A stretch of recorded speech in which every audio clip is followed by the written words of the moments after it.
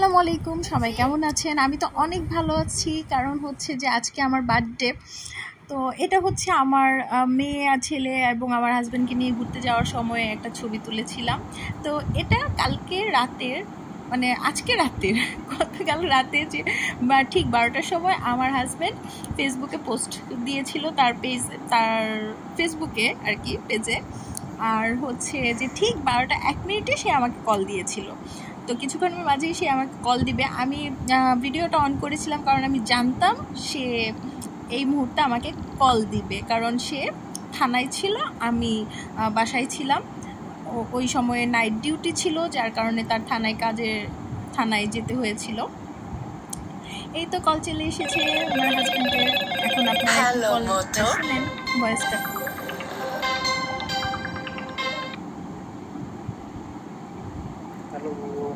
Hello hello,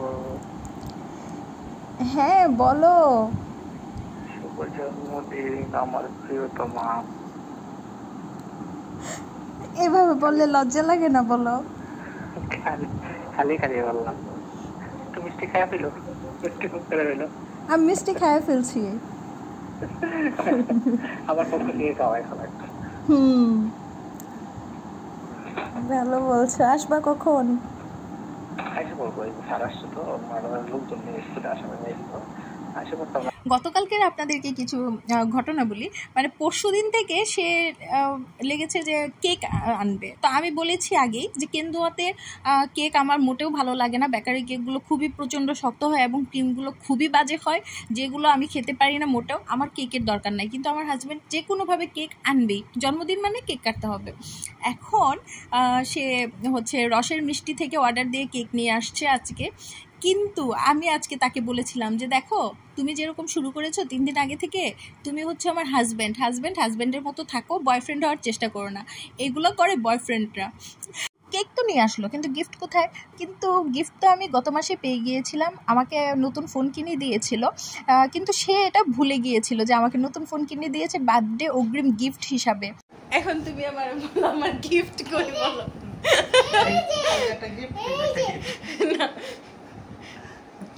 ঠিক আছে, কিন্তু গিফট কোথায় বলো? তুমি কি ভুলে গেছো?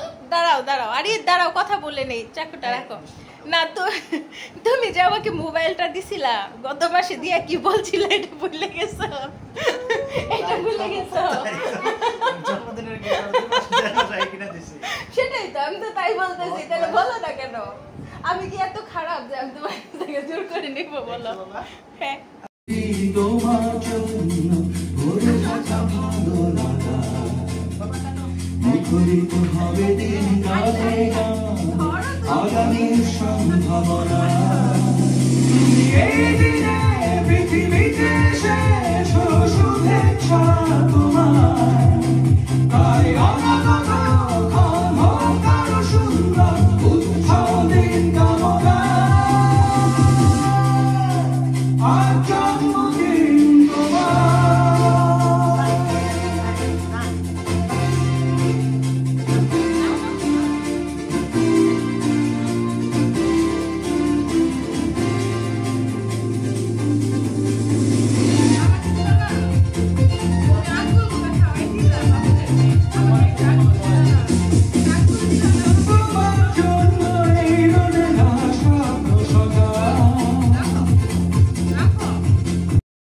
এখানে আরিত বাবু তো মাশাল্লাহ এত পরিমাণ দুষ্ট, এটা তো বলার বাহিরে।